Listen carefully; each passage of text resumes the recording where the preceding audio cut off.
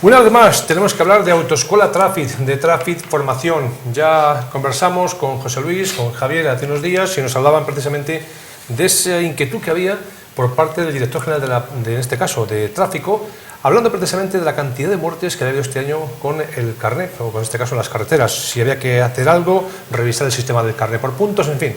Eso fue hace unos días. Y ahora vamos a ir más allá porque queremos saber cuáles son los conceptos que tienen los conductores que acaban de sacarse el carnet de conducir. José Luis Matos, buenas noches. Buenas noches. Javier González, buenas noches. Buenas noches. Bueno, José Luis, vamos a comenzar precisamente hablando de esos conceptos de seguridad vial en los conductores que acaban de sacarse el carnet y tienen muchas dudas, ¿no?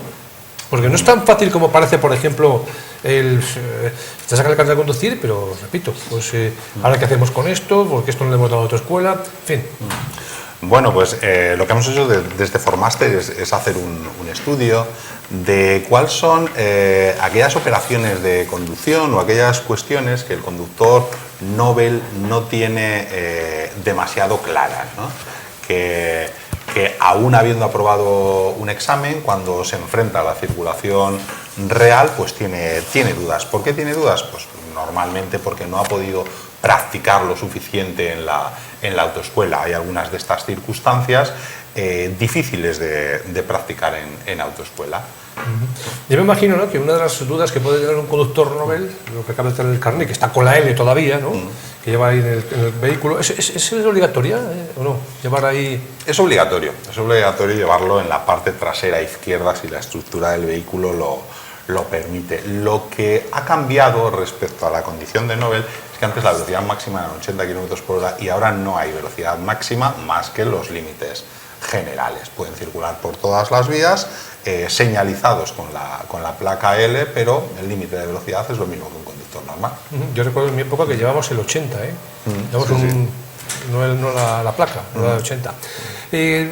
Una duda, ¿cómo realizar un adelantamiento en carretera? Puede ser una de las dudas, ¿no?, que puede tener ahí... es una de las dudas que hemos estudiado, que efectivamente el conductor novel tiene. No ha adquirido la destreza y habilidad suficiente para realizar la más complicada maniobra básica de circulación que existe, que es el adelantamiento, sobre todo cuando es en carretera convencional de doble sentido de circulación, un carril de ida, otro de vuelta.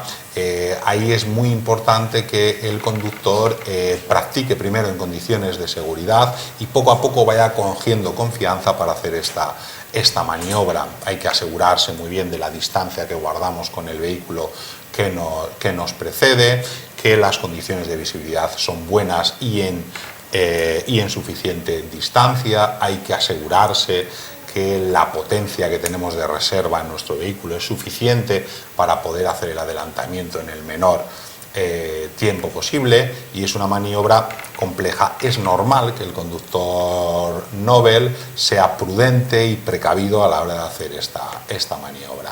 Es cuestión de realizarla en condiciones de seguridad con las instrucciones teóricas o prácticas que nos dieron en la escuela, aunque en pocas ocasiones se pudo practicar. Adelantamos normalmente a vehículos lentos y cuando nos encontramos en la situación en circulación real, pues bueno, es una maniobra que en condiciones de seguridad poco a poco hay que ir entrenando.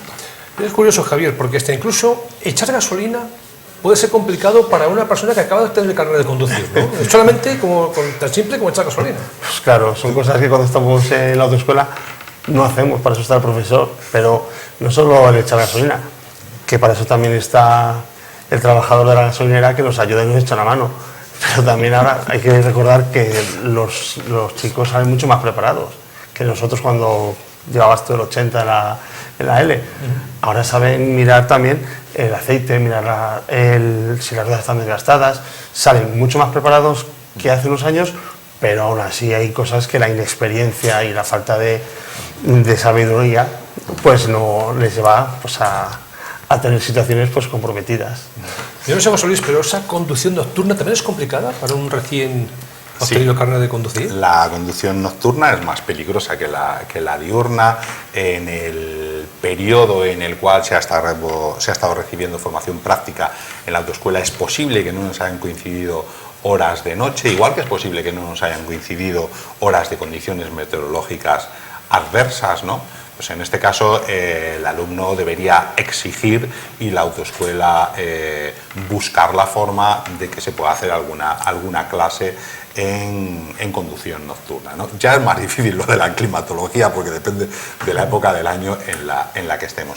Pero durante la noche el conductor debe circular a una velocidad que le permita en todo momento detener el vehículo dentro del campo de visión ante cualquier imprevisto y ser consciente que la velocidad debe estar adaptada a las circunstancias. El tema del deslumbramiento es algo que hay que tener muy en cuenta y hay que saber muy bien cómo no deslumbrar a los demás y cómo no ser deslumbrado. Indudablemente es una asignatura pendiente en muchos conductores. Yo me imagino, Javier, ¿no?, que en pleno mes de agosto, que anochece a las 10 de la noche, pues llegar a la autoescuela y decir, oye, yo quiero unas clases nocturnas, ¿no? Para saber cómo se va con las luces, ¿no? Cuando da las cortas, la situación, la de población, las largas, ¿no? Bueno, pues partiendo de que es una época donde anochece más tarde, nosotros en Traffic, si necesita una clase nocturna, pues se la damos, para que sepa un poquito manejarse y pues tener más experiencia a la hora de cuando obtenga el permiso, pues que sepa conducir y tenga menos riesgo de un accidente de conducir por la noche. Si hay que dar ese servicio, en Traffic le damos. Yo no sé, José Luis, pero por ejemplo, ¿no?, hablamos un día, está nevando, hay placas de hielo, ese día con los alumnos, ¿salís con ellos por carretera o se evita ese día? Si hay placas de hielo, lo mismo dando formación que en conducción normal, lo mejor es no salir de casa, porque cuando la existencia de hielo en la calzada es generalizada, es mejor no circular. Con hielo lo que hay que tener es complicado poder practicarlo, ¿no? Nosotros sí que hemos hecho bastantes cursos para nuestros alumnos de conducción segura en la Escuela de Conducción Segura de Moraleja del Medio.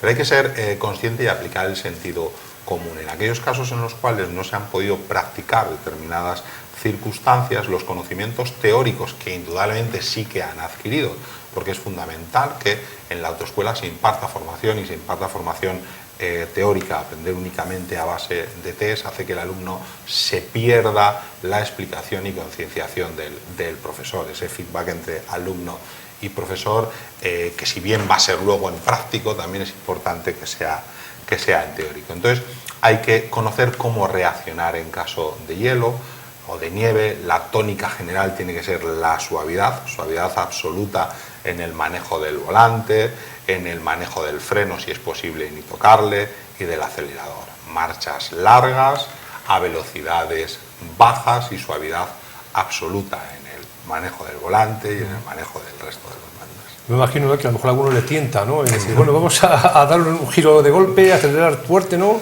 Pues en ese caso lo que haremos, si giramos el volante con brusquedad, con pavimento deslizante, las ruedas se orientarán, pero el vehículo no variará la trayectoria. Igual que si frenamos con la misma energía que lo haríamos en pavimento seco, las ruedas dejarán de girar, pero el vehículo seguirá patinando. O sea que, por ejemplo, arrancar en cuesta es otro de los, posiblemente, de las cosas que más se puedan preocupar a un recién obtenido el carnet de conducir, ¿o no? Pues en la encuesta que hemos hecho sí es así. La encuesta ha sido a nivel nacional. Entonces el conductor novel tiene un miedo atroz al calado. El calado, entre otros casos, se produce al arrancar en rampa, al iniciar la marcha en cuesta, y precisamente esto es algo que sí que se practica mucho en la autoescuela, ¿no? Pero sigue habiendo ese miedo, ¿no? El cambiar de vehículo, el no conocer exactamente el punto de fricción, hasta dónde hay que levantar el embrague para sujetarle y acelerar un poquito antes de salir, sigue siendo uno de los miedos que tienen los alumnos, aunque últimamente pues los vehículos cada vez tienen más tecnología incorporada y cada vez hay más vehículos en los cuales esto no supone un problema porque tienen un sistema de ayuda a la salida en rampa. Javier, estamos hablando de cosas complicadas para un conductor, pero ¿el colocar los bultos en el coche también es complicado para un conductor nuevo o no? Hombre, yo creo que eso ya no, yo creo que eso ya más orden. Hay que tener un poquito de cuidado, colocarles bien para que el peso no vaya desequilibrando el coche, pero por lo demás es ser un poquito ordenado y tener un poquito de sentido común a la hora de colocar las cosas, para que no se muevan mucho, para que tenga estabilidad el vehículo. En ese sentido, vuelvo a repetir, un poquito de sentido común. Ahí es muy importante tener en cuenta que el lugar ideal para el equipaje y para los bultos es el maletero, ¿no? Hay que tener en cuenta que determinados objetos, como sencillamente la bolsa de la compra, en caso de ponerla en el asiento trasero, esos objetos en caso de accidente pueden salir proyectados de tal forma que pueden provocarnos graves lesiones, ¿no? En caso de frenazo o accidente saldrán disparados a la misma velocidad a la que íbamos en el momento del impacto. Por tanto, si tenemos que colocar objetos o bultos dentro del habitáculo, después de haber descartado la posibilidad de maletero o remolque o una vaca, siempre, sobre todo si son pesados, lo más bajos posibles, no en el asiento, sino en el piso. Cuando digo conductor o conductora. Hablamos de gente que acaba de sacarse el carnet de conducir y si encima eres madre o padre también, pues recientemente pues se junta todo, ¿no? Y sabemos, o no sabemos en este caso, ni cómo anclar las sillitas, José Luis, ¿no? Sí. Es complicado porque vas con la silla, a ver, la coges y la pones en el coche, no sabes ni cómo engancharla, ¿no?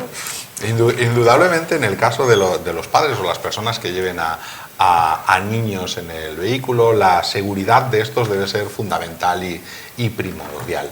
Hay muchos dispositivos en el mercado, dispositivos de retención infantil, que hay que saber cómo colocar.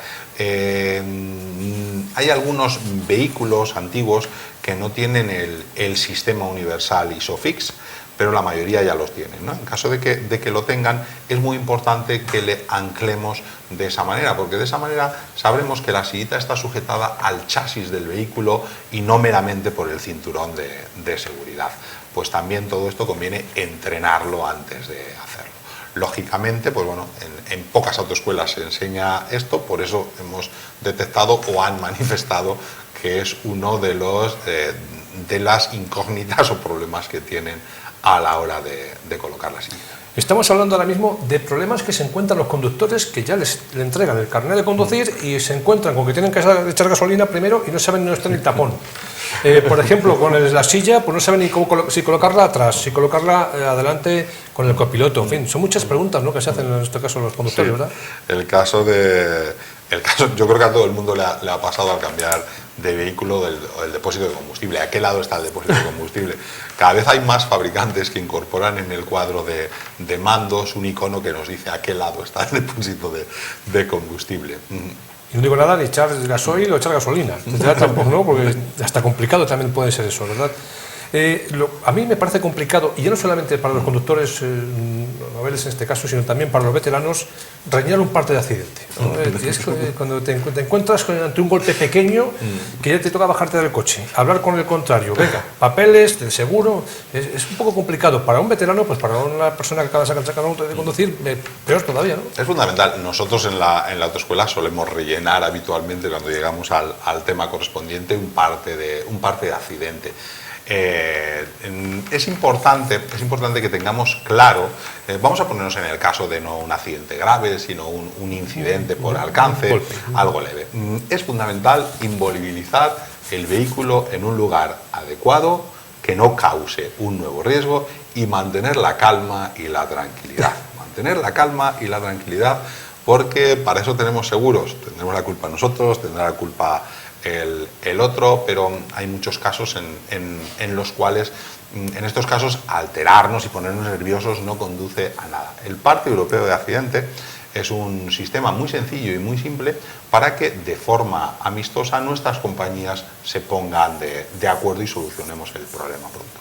Es verdad que tiene un montón de casillas que conviene que de las dos partes que tiene, la parte A y la parte B, nosotros llevemos en nuestro vehículo una de las partes ya rellenada con los datos de nuestro vehículo, para que solo nos quede añadir el conductor, hacer el croquis del accidente, marcar las casillas correspondientes de si el vehículo daba marcha atrás, circulaba por una plaza de circulación giratoria, marcar en los dibujos de los vehículos donde se han sufrido los daños, firmar los dos conductores y, bueno, pues si he tenido la culpa, lo siento, la próxima vez tendré mucho más cuidado, toma tu hoja, yo me llevo la mía, y ojalá no nos pase otra vez. O sea, que recomiendas ya que estemos ahora todos en nuestra casa rellenando la parte que corresponde al conductor, ¿no? También tuya, ¿no? requiere entrenamiento y en caso de accidente o ya llevo la mía rellenada o por lo menos sé cómo se rellena, que luego llegaré, voy, el número de póliza y dónde está el número de póliza, y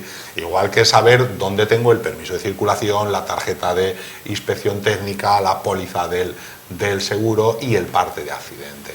Es importante tenerlo todo localizado y organizadito para que, si en algún caso tenemos que utilizarlo, que podamos hacerlo con las mayores garantías posibles. Seguramente que algunos no sepan ni cuál es su compañía de seguros, ¿no? Cuando le pregunto, ¿cuál es tu compañía? Pues no lo sé, espera que lo miro a ver, ¿no? Luego también me imagino, Javier, que un pinchazo, ¿no? Algo tan simple como un pinchazo, bueno, le toca estar levantando el capó, buscando el gato, buscando la rueda. Ahora hay unas ruedas que a lo mejor dirá uno, no sé qué, la rueda mía es muy ancha y está muy pequeñita, muy estrechita, ¿no? La verdad. Sí, bueno, pues también cuando tenemos un pinchazo en carretera, como ha dicho José Luis antes, lo que tenemos que hacer es buscar un sitio donde no tengamos un riesgo de producir un accidente o de que nos atropelle. Porque muchas veces nos pincha el coche, le dejamos y cambia la rueda. Bueno, pues nos ponemos en un sitio más o menos donde no tengamos riesgo de atropello ni de accidente y cambiamos la rueda. Nosotros en Traffic, también igual que enseñamos a rellenar un parte de trabajo, enseñamos a cambiar una rueda. ¿Dónde está el gato? ¿Dónde está la rueda? Hay que tener en cuenta que cada fabricante pone la rueda en un sitio. Y hay algunos que ya no tienen ni rueda de recambio. Esto lo va a explicar a lo mejor José Luis que yo. Pero entonces nosotros en Traffic sí que utilizamos lo más básico para cambiar una rueda. Indudablemente lo mejor ahora mismo, prácticamente todas las compañías de seguros ofrecen un servicio de sustitución de neumático gratuito, ¿no? O incluido, no, gratuito no, sí, incluido en el precio del seguro. Hay que tener en cuenta que la operación de un cambio de rueda es una operación que, si se hace en la vía pública, es peligrosa. Es peligrosa por el riesgo de accidente con otros vehículos. Se haga en la calzada o se haga en el arcén, implica un riesgo. Por tanto, por supuesto, lugar visible, seguro, señalización de emergencia, luz de posición si procede, dispositivos de preseñalización de peligro, chaleco, y a partir de ahí podemos ponernos a realizar la operación. Que si no tenemos prisa se puede evitar llamando a la asistencia, y que incluso en caso de que se haga en un lugar seguro, pues también tiene su riesgo, ¿no? Hay que saber dónde está la rueda, hay que aflojar, a veces está duro, a veces voy vestido de una determinada manera y me mancho. No hay que tenerle miedo, pero a veces no hay necesidad tampoco de complicarnos la vida, ¿no? Por tanto, bueno, lo que sí es muy interesante es que antes hayamos entrenado y hayamos practicado. ¿Dónde tenemos o la rueda de repuesto o la rueda de uso temporal o sencillamente el sistema alternativo al cambio de rueda? A veces sencillamente es un spray, hay que darle aire y ya está. Ya muchos vehículos no incorporan ni siquiera rueda de uso temporal. Te dan el spray, ¿no? Sí, sí. Por lo menos para ir tirando. Hombre, yo me imagino que lo que tienen que hacer los que venden los vehículos, los coches, también explicar, porque seguramente que nadie le explican dónde enganches el gato. Seguramente, pues, si por un caso algún día pinchas, tienes que introducir aquí el gato, alguna cosa por lo menos para tener una pequeña noción, ¿no? O sea, un gato de estos que llevan el coche solo, sin tener que introducirlo en ningún sitio, ¿no? Porque hay varios tipos de gatos. Sí, ahí vas. Por eso digo que es conveniente. Por supuesto, el vehículo tiene que estar en un terreno llano, horizontal, debe estar inmovilizado, debo saber dónde tengo el dispositivo de elevación, el gato, debo saber dónde debo apoyarle, que no se puede apoyar en ningún caso, debo saber que los tornillos hay que aflojarles antes de empezar a elevar el vehículo, porque si hago fuerza con el vehículo elevado puede desequilibrarse y caerse. La técnica del cambio de rueda hay que conocerla, por supuesto. Sí. Pues yo me imagino que hemos intentado satisfacer alguna necesidad de alguna persona que pueda tener estos problemas, y si lo hemos conseguido de verdad, porque nos damos por satisfechos. Javier, Autoescuela, Traffic, Formación. ¿Qué me cuentas de los cursos? Porque el día 20 habéis comenzado con un curso que nos comentabas hace unos días, ¿Qué curso Hemos empezado el ADR, puede ser? ¿Perdón? ¿El curso que habéis comenzado cuál es? Sí, hemos hecho varios. Hemos hecho el para desempleados, el de mozo de almacén, que como comentamos estaba completo por los usuarios y que tenía una beca de desplazamiento. Bueno, pues ese ya lo hemos comenzado. Y también tenemos los cursos que hemos hecho de carretillas, el ADR y todos estos cursos que son más del día a día. Y el que tenemos, que comentamos un poquito como primicia aquí, fue el de que vamos a hacer para la hostelería, para preparación de aperitivos y de tapas, etcétera, de cara pues, a los hosteleros, ya sea de Tordesillas, de Valladolid o de Medina. O sea que los hosteleros que están ahí escuchando y viendo pueden decir, me interesa el curso, ¿no? Claro, porque aparte de preparar tapas y aperitivos muy llamativos, también vamos a intentar que sepan hacer tapas y aperitivos atractivos y económicos, tanto para ellos como para el cliente, lo cual quiere decir que es interesante para el cliente y el profesional. Yo no sé, pero hace tiempo comentabas un curso, no, sino que tenéis también la opción en Traffic Formación de generar empleo. Es decir, ahora mismo una persona que necesite un taller, pues dos mecánicos, ¿no? Habla con vosotros, por ejemplo, o la hostelería, dos camareros, habla con vosotros, ¿no? Sí, ¿no? En Traffic no nos quedamos solo en la formación, también ya lo hemos comentado también muchas veces, somos agencia de colocación colaboradora con el CIL. ¿Eso qué quiere decir? Que hay empresas que solicitan camareros, mecánicos, carretilleros y se ponen en contacto con nosotros para que un determinado perfil se le busquemos dentro de nuestras oficinas, dentro de nuestra base de datos y se les llevemos y hagamos un estudio para ver si pueden contratar a esas personas. Pero también, esto sí que me gustaría recordarlo, dentro de los cursos para desempleados que hemos hablado en el programa anterior y en este estamos comentando, tienen prácticas de empresa y compromiso de contratación. Es muy importante que hagan los desempleados, se informen bien para que hagan esta formación y se puedan insertar en el mercado laboral otra vez. Tenemos una inserción superior al 50% de los usuarios que van a los cursos de desempleados de inserción al mundo laboral, por lo tanto es muy interesante. Para el mes de febrero, ¿qué tienes preparado por ahí, para el próximo mes de cursos? Pues para el mes de febrero seguimos con bienestar animal, seguimos con ADRs, docencia y actualización, y un CAP inicial vamos a hacer también, CAP inicial de 130 horas para todos aquellos que lo necesiten o precisen. Eso en Tordesillas y en Medina. Podemos, dependiendo también, aunque nosotros muchas veces en la página web pongamos un curso Tordesillas, si vemos que por casualidad el usuario mayoritario es de Medina, no tenemos inconveniente ninguno en traerle para acá, dentro de un orden. O sea, no puede de un día para otro, no, pero haciendo un estudio le traemos a Medina y así damos un servicio de más de calidad en este caso a los medinenses. José Luis, interesados, ¿qué pueden hacer para tener información? ¿Dónde deben dirigirse? Pues los interesados en cualquier tipo de formación, sea para desempleados, sea para trabajadores o para particulares, pueden contactar con nosotros aquí en Medina del Campo, en la calle Artillería número 23, que ahí estará Monse para atenderles. Los teléfonos son el 983 81 17 17 y 983 77 13 58 de Tordesillas. Por supuesto, la mejor forma de contactar con nosotros es en nuestra página web o a través de Facebook. Pueden contactar con nosotros en www.autoescuelatraffic.com. Ahí tienen la información puntual de nuestro calendario de cursos, de todos los servicios que ofrecemos y tienen un correo electrónico de contacto para que contacten con nosotros y nosotros les devolveremos la respuesta, o si nos dan un número de contacto, inmediatamente cuando recibamos el email les llamamos y les informamos de las distintas posibilidades que tienen para formarse.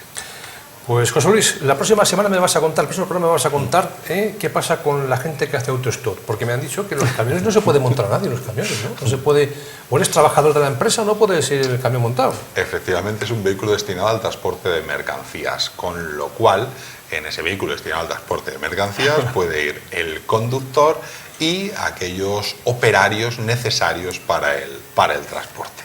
Oye, este conductor que hace años, ¿no?, transportista, que iba con la mujer, yo quiero un viaje a Portugal, vente conmigo a pasar 2 días. Tampoco puedes ir el camión, ¿no? Complicado. Siempre existen fórmulas y los camioneros son expertos en esto para buscar que esto pueda llegar a hacerse, ¿no? Pero en principio no es una situación fácil si ese acompañante no es personal de la empresa. O sea que esta gente que hace autostop lo tiene complicado. Sí, Antes sí. era fácil, pero ahora ya cada vez peor. Sí. José Luis, Javier, gracias y hasta otra ocasión. Buenas noches. Nosotros. Buenas noches.